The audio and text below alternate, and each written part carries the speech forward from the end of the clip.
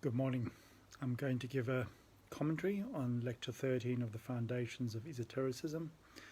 I've had to spend quite some time working out what to say about this lecture because, as Steiner himself says, it's kind of like an extra lecture within the series, and I've called it, in his own words, the nature and the working of the devas.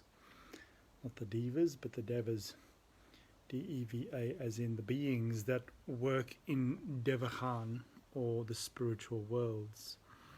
There's a number of layers to this lecture that need some explanation and further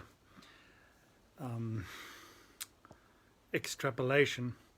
So the one is that obviously the devas is the beginning word that the Eastern esotericism has used and the Theosophical esotericism has used, and Steiner's starting to build his own language around the differentiation between the different capacities within the spiritual worlds and the spiritual beings that we may call the gods. And in this particular lecture, he already names, going back to Dionysus the Areopagite, a person that was a pupil and a co-worker with Paul in Athens, but also obviously an oral tradition up until the 10th century when it was written down.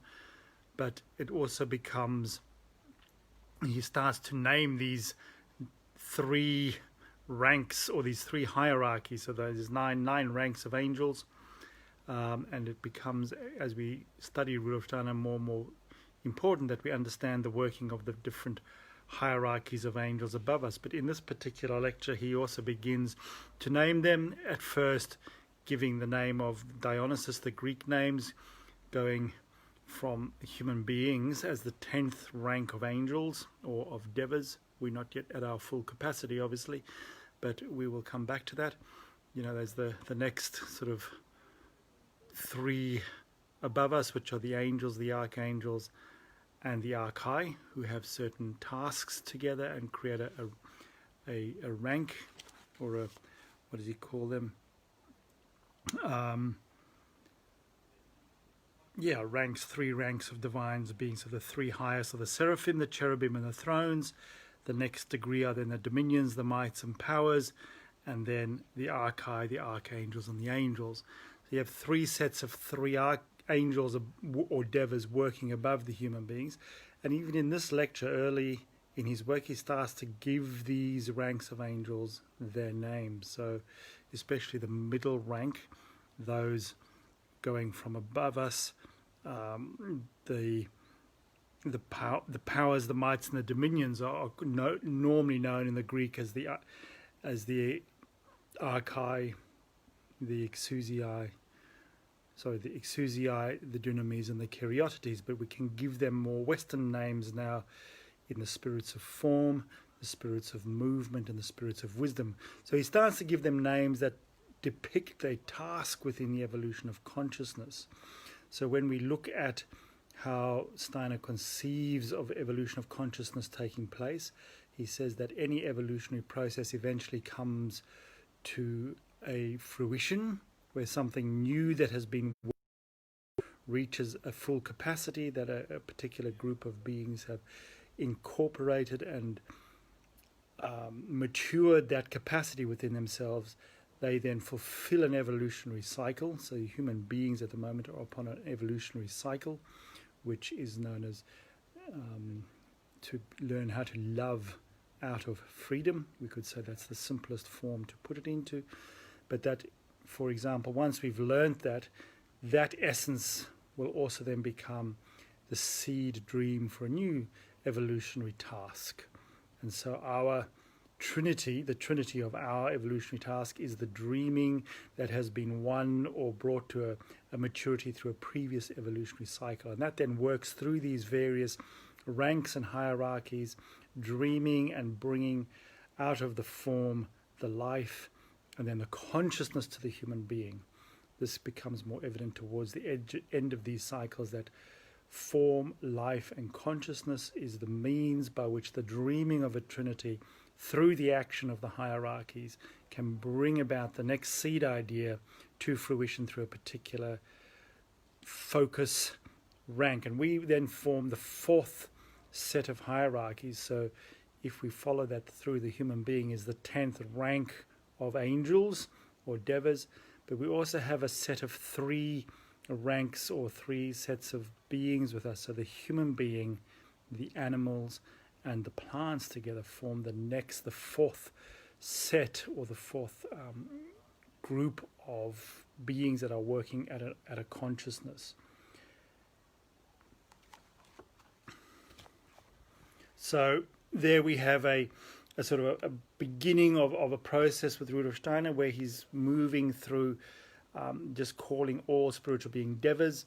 He also then in this lecture talks about how when we die, we continue working upon nature in our karma loka and our various forms. As we move through the soul lands and the spirit lands, we continue gaining the fruit of what we've drawn to ourselves, breathed in during our lifetime. We start to breathe out in these different landscapes in the spiritual world, and where there is a veil over our capacity, these higher beings, the devas, the astral devils, which we could call the angels or the archangels, and then the rupa or the mental devas, he starts to differentiate into these various ranks.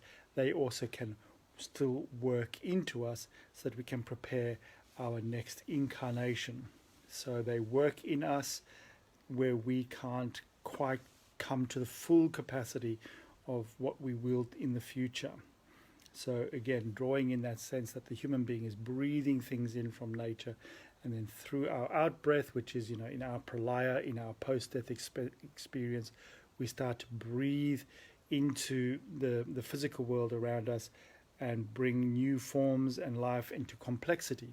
So we can't imagine, again, this is one of our philosophical challenges, is that the world as we see it today around us has not always been like it is. As the world progresses, as consciousness evolves, as conscious becomes more and more complex, so too does the laws of nature, so to say, evolve, and the complexity of the atomic world around us, the complexity of the energetic world around us becomes more and more complex. So we might, as a simple example, think that they were, that we have only a certain amount of planets, and that the planets that we can't see with our naked eye were always there. But it's also possible to try and imagine that as consciousness evolves, other things have to crystallize. And so some of these planets like Neptune or Pluto, and now Chiron, the planet Chiron, have also been added to our solar system as complexity evolves. And we start to see that the process of the evolution of consciousness through the activity of the human being allows more and more complexity and the evolution of species. So he talks about how our work in the spiritual world is how we then perceive the adaptation of species that Darwin was talking about. So again, a link between sort of materialistic way of approaching evolution, bringing a spiritual or an emerging evolution out of consciousness, which was lost in the 19th and 20th century. He's trying to bring that back in. He then also in this lecture starts talking about the constellations again in different ages.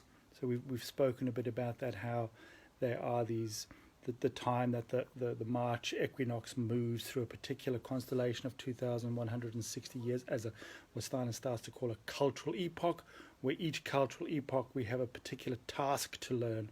And he again reiterates that in each cultural epoch there is a singular incarnation that takes place in 2 halves.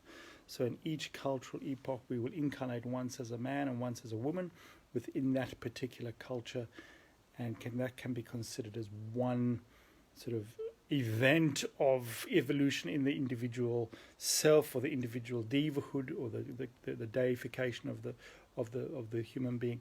That when we incarnate once as a man and once as a woman, within a particular cultural setting, we learn, so to say, the tasks from that culture from both sides. Again, that needs to be relativized by the changing aspects and the changing experiences of gender in our biological bodies. And I think we also have to take into account that between those two incarnations, there are possibly many more in order for us to digest and integrate the lessons learned from those different things. So yeah, a beginning of an understanding of the hierarchies, that there is actually a dreaming that works out of a previous evolutionary process, and that for that dreaming to manifest and come about to bring about the next impulse in evolution, we require the guidance of beings who have evolved above us. And another aspect of this is that we start to see that starting to unfolds the beginning of understanding the sevenfold nature of every being. So in the human being, we've worked with this a little bit before, that we have these three sheaths that have veiled our capacity to perceive the work of the higher spiritual world, and known as, the self of the human being, or the eternal self, or the ego, that is veiled or held in the vessels of the soul and the life body and the physical body. But we also have, from the Oriental wisdom, the higher understandings of the manas, the buddhi, and the atma aspects of our being, that are learning to utilize, or being through the work of the self, are coming in to transform into higher beings, higher organs of perception of the soul and the spiritual worlds. So too these deva beings above us, they also have a sevenfold nature, except that the lowest or the coarsest body of their sevenfold nature is not that of the physical material world. It's much more in the etheric world or the astral world that their coarsest body is. But they also have seven beings or seven aspects of their being above us. And so whereas the human being at this point in evolution has as their highest potential the Atman being, which would be the transformation of the physical body, so too does, say, an angel, a deva, who is one round of evolutionary process above the human being, has another aspect of consciousness that is higher than the Atman present for them. And so as you work our way through, or higher circles of consciousness, we find that each of these devas have a more and more refined sevenfoldness, including beings such as the Christ or the Sophia or the Trinitarian beings. One could then fall into the thing of, well, seems to be like an eternal process of evolution. And yes, there is. As we will find out later on, Rudolf Steiner says, once the Earth has fulfilled its course, we will move into another manifestation of the Sun, which will be focused on the energies of Jupiter, and we will lose our consciousness of what happened. We sort of have the capacity to tap into 3 steps behind us and 3 steps forward of us. So always 7.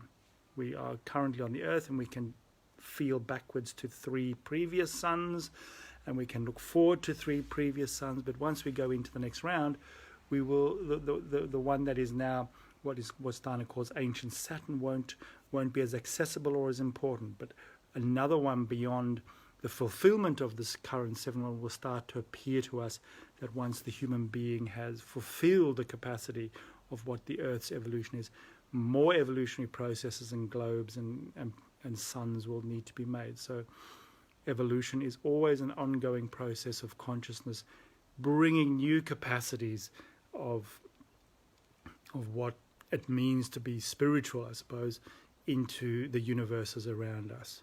So those are some of the thoughts around this lecture. As a quick recap, the work of the hierarchies, but the human being also not being outside of the work of the hierarchies, but being a new emerging hierarchy in collaboration with the humans, the animals and the plants.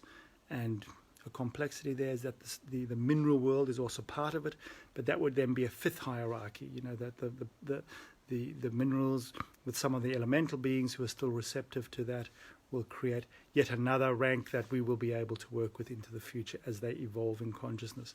So everything that we can do is evolving in consciousness, right down into the stones and into the elemental beings that possibly have come about through our engagement with matter, will be evolving in consciousness, and it will be our task to work into that in many ways as we evolve to the capacity of being able to work out of higher capacities, and we become of the rank of what then Steiner calls angels. we will be working into the mineral world in a different way. In this lecture, he also gives us that picture that we already are, but through our post-life journey, or the journey between death and rebirth, we are already working into the adaptation and the emergence of species in animal, plant, and stone as well already. So quite large reaching concepts in this particular lecture. As I said at the beginning, Steiner says this is an insert into the series, but in a way central to understanding his evolutionary process of how the energies and the consciousness move through the capacities of consciousness that at this point he's calling Deva, but later on gives names of angels and ranks of angels, but already giving these names here in this lecture, basing them off the ancient Greek understanding of Dionysus the Areopagite, but starting to give the Western esoteric names. So quite an exciting turning point in Steiner's work. Okay, well, we'll get on with our day, and hopefully we'll get to our next lecture soon. Okay, cheers.